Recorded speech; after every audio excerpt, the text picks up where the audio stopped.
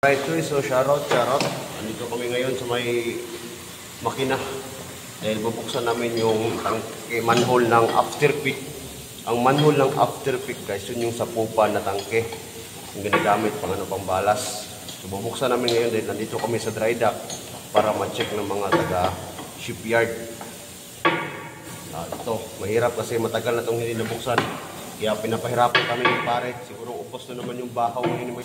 Ang manhole ng afterpeak is dalawa, port and starboard. Yan. Kumagat na. Hindi ko dyan sila rin. Tirahin mo na parang Jonard.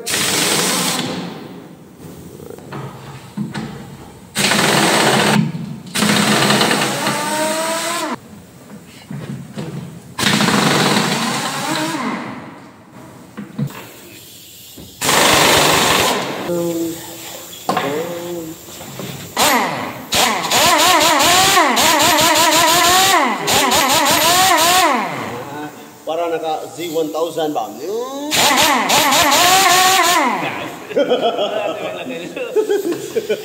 Gina? Oh. Go down.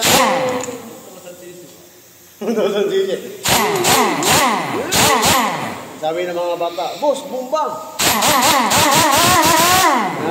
Bumbang pala, no? Balang araw, baka marami na yan.